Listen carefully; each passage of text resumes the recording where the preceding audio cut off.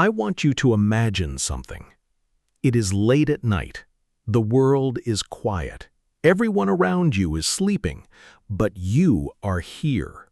You pressed play. You chose to spend these minutes with English instead of scrolling through your phone, instead of watching something meaningless, instead of doing nothing. Do you realize how powerful that decision is? Most people say they want to learn English. Most people say they want to change their lives. But most people never do anything about it. They wait for the perfect moment. They wait for motivation. They wait for someone to push them. But not you. You are here, and that already makes you different. Tonight, I want to talk to you about one simple idea that can transform your English forever. It is not a grammar trick. It is not a vocabulary hack. It is something far more powerful. It is the daily habit. Chapter 1. The Truth About Talent. Let me tell you something that might surprise you. The people who speak English fluently are not more talented than you. They are not smarter than you. They do not have a special gene that you are missing. They did not get lucky. They simply practiced more often than everyone else. That is it. I know that sounds too simple. I know you want me to give you a secret shortcut, but there is no shortcut. There never was. The only difference between someone who speaks English well and someone who does not is the number of hours they spent with the language. Think about anything you're good at in your life. Cooking, driving, playing a sport, using your phone. Were you good at it the first time? Of course not. You were terrible. Everyone is terrible at the beginning. But you kept doing it day after day, and eventually it became easy. It became natural. It became a part of who you are. English works the same way, exactly the same way. The problem is that most people treat English like an event. They study hard for 2 weeks before an exam, they take an intensive course for 1 month, they binge-watch English videos for an entire weekend, and then they stop. They go back to their normal routine. They forget what they learned, and 3 months later, they're back to square one, wondering why they're not making progress. This is not how language works. Language is not an event. Language is a lifestyle. Chapter 2. The Power of Every Single Day. Let me share a fact with you that changed the way I think about learning. If you spend just 15 minutes with English every single day for 1 year, that adds up to over 90 hours. 90 hours of practice. That is more than most people get in years of traditional classroom learning. 15 minutes. That is less time than it takes to eat lunch. That is less time than you spend checking social media in the morning. That is less time than 1 episode of a TV show. But here's what makes those 15 minutes magical. It's not the total time that matters most. It's the consistency. It's the fact that your brain encounters English every single day without exception. When you practice every day, your brain starts to treat English as important. It moves English from the temporary information folder to the permanent knowledge folder. It starts building connections between words and ideas. It starts recognizing patterns automatically. It starts thinking in English without you even trying. But when you skip days, when you practice for an hour on Monday and then nothing until the following Saturday, your brain does the opposite. It says, "This information is not important. We do not use it regularly. Let me make room for other things." And it starts erasing what you learned. This is not my opinion. This is neuroscience. Your brain strengthens the connections you use often and weakens the connections you ignore. Every single day you practice, you are telling your brain, English matters. Keep it. Build on it. Every day you skip, you are telling your brain, English is optional. Let it go. That is why the daily habit is everything. Chapter 3. Why Motivation is a Lie. Now, I know what some of you are thinking, but I am not motivated every day. Some days I am tired. Some days I do not feel like studying. Some days life gets in the way. I understand. I really do. But let me tell you something important. Motivation is a lie. Not because motivation does not exist. It does. You feel it right now watching this video. You feel inspired. You feel ready to take action. That is real. But motivation is temporary. It comes and goes like the weather. Some days you wake up and feel like you can conquer the world. Other days you wake up and feel like staying in bed forever. If you only practice English on the days when you feel motivated, you will practice maybe 2 or 3 times a month. That is not enough. That will never be enough. The people who achieve great things in life do not rely on motivation. They rely on discipline. They rely on habits. They rely on systems. What is the difference? Motivation says, I will study English when I feel like it. Discipline says, I will study English whether I feel like it or not. Motivation depends on your mood. Discipline depends on your decision. And your decision is something you can control every single day. So I am not going to tell you to stay motivated. Motivation will disappear tomorrow morning. Instead, I'm going to tell you something better. Build a system, build a routine, build a habit that does not require motivation at all. Chapter 4. Building your English routine. Let me give you a simple framework for building an English habit that actually sticks. I call it the 3 anchors method. The idea is simple. You attach your English practice to 3 moments that already exist in your daily life. These moments are your anchors. They do not change. They do not depend on your mood. They happen every single day no matter what. Anchor 1. The morning. Every morning you wake up. That is guaranteed. So attach English to your morning routine. Before you check your phone, before you look at the news, before you do anything else, spend 5 minutes with English. What should you do in those 5 minutes? Listen to something in English. It can be a podcast, it can be a motivational video like this one, it can be a song, it can be anything. The point is not what you listen to. The point is that the first thing your brain hears every day is English. This tells your subconscious mind that English is a priority. It sets the tone for the entire day. It programs your brain to be ready for English. Anchor 2. The commute. Most people spend time traveling every day, to work, to school, to the store.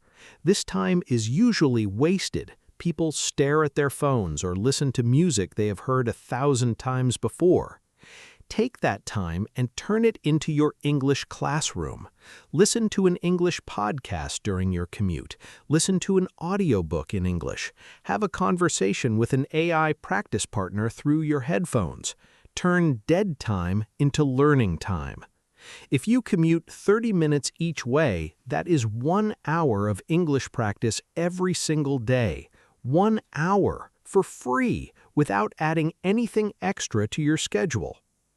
Anchor 3. The night. This is the most powerful anchor of all. The last thing you hear every night has a profound effect on your brain. Studies have shown that your brain processes and consolidates information during sleep.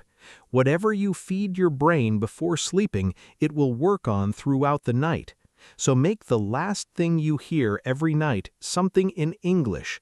Listen to a calm English story. Listen to English affirmations.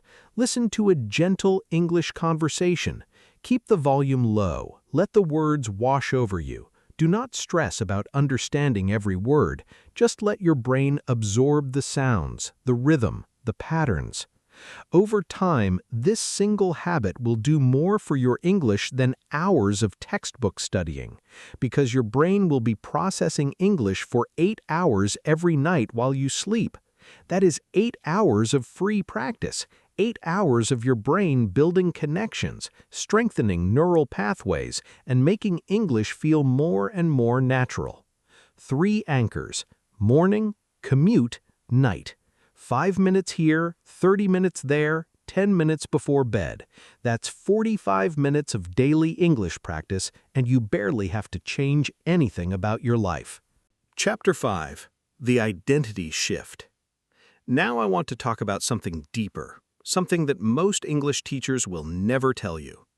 The most important change you need to make is not in your study method. It is not in the apps you use or the books you read.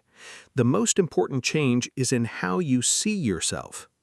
Right now, many of you think of yourselves as English learners. You say, "I am learning English," and that seems perfectly normal. But there is a hidden problem with that identity. When you call yourself a learner, you are always putting yourself in the position of someone who has not arrived yet, someone who is not ready, someone who is still on the way. And that identity gives you permission to stay small. It gives you permission to say, "I am still learning, so I cannot speak yet. I am still learning, so I will make mistakes. I am still learning, so I am not good enough." I want you to change that identity, starting today. You are not just an English learner. You are an English speaker. Say that to yourself right now.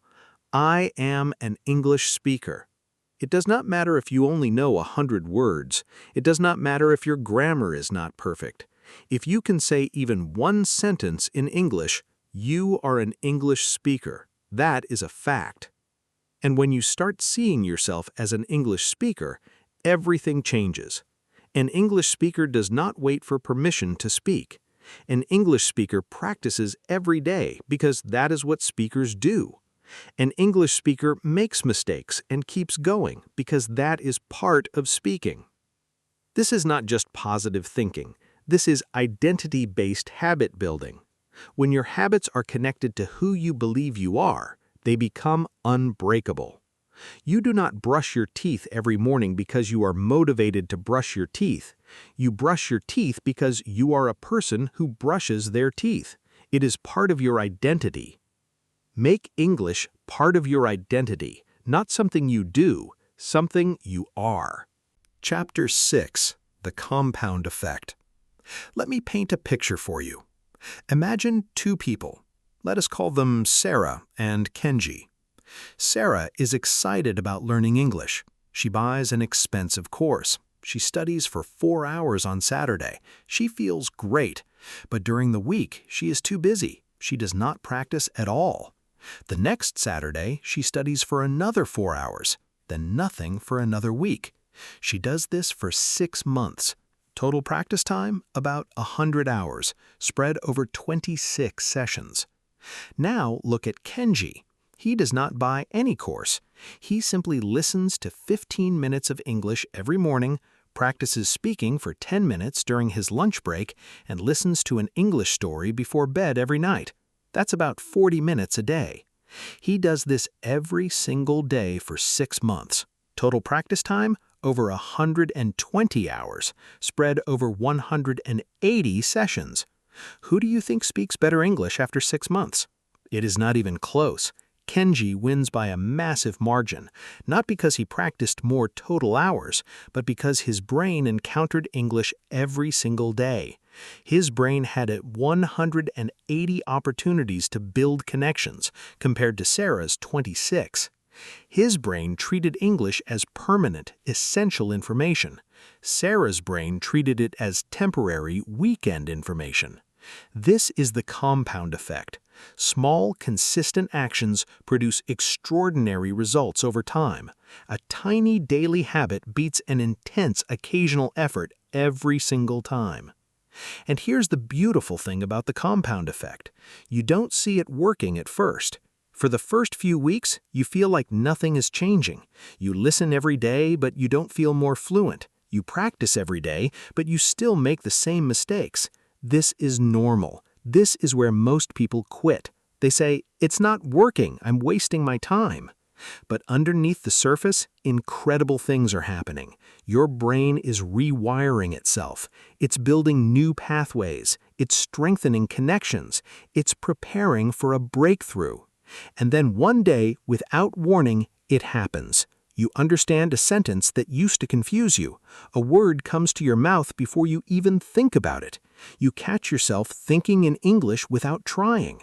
You listen to a conversation and realize you understood everything. That's the compound effect. It's invisible until it's undeniable.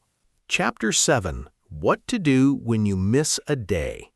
Let me be realistic with you. You will miss days. Life will happen. You will get sick.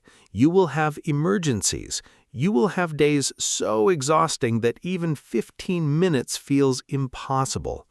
And that is okay. But here is the rule that will save your habit.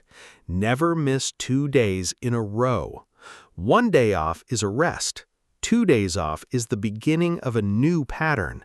3 days off is a new habit of not practicing.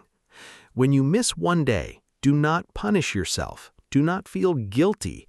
Do not tell yourself you are a failure. Simply wake up the next morning and start again. That is it. No drama, no guilt. Just start again.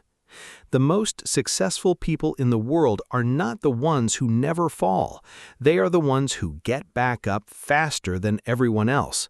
They fall, they brush themselves off, and they start walking again, immediately, without wasting time on regret. Treat your English habit the same way.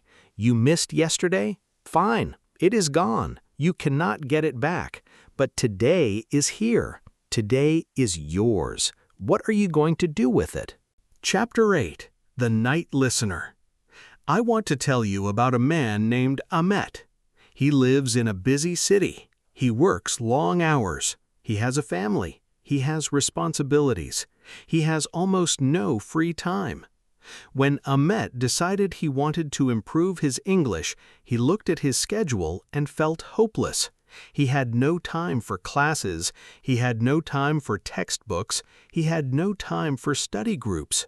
But then he discovered one simple habit that changed everything. Every night before he closed his eyes, he put on his headphones and listened to English. Sometimes it was a story. Sometimes it was a conversation. Sometimes it was a motivational speech. He did not stress about understanding everything. He just listened for 10 or 15 minutes every single night. After 3 months, something started to change. He started understanding more at work when his foreign colleagues spoke English. After 6 months, he started responding in English. Short sentences at first, simple phrases, but English, real English in real conversations. After 1 year, his manager offered him a position that required English, and Ahmet said yes, not because his English was perfect, but because it was good enough. And it was good enough because of 15 minutes every night for 365 nights. That is the power of the daily habit. It does not require talent. It does not require money. It does not require a classroom. It only requires consistency, and consistency is free. It is available to everyone, including you. Chapter 9. Your Promise to Yourself. I want you to do something right now, something simple but important. I want you to make a promise to yourself, not to me, not to your teacher, not to anyone else, to yourself. Promise yourself that starting tonight, you will spend at least 10 minutes with English every single day. 10 minutes, not an hour, not 30 minutes, just 10. 10 minutes of listening, or 10 minutes of speaking, or 10 minutes of reading. It does not matter which one. What matters is that you show up every single day. And I want you to track it. Get a simple calendar. Print one out or use your phone, and every day that you practice your English, mark that day with a big X. After a few days, you will have a chain of X marks. Your only job is to not break the chain. This simple system works because it makes your progress visible. You can see the chain growing. You can see your commitment taking shape. And after a week, after 2 weeks, after a month, that chain becomes something you are proud of, something you do not want to break, something that becomes part of who you are. an English speaker who shows up every single day.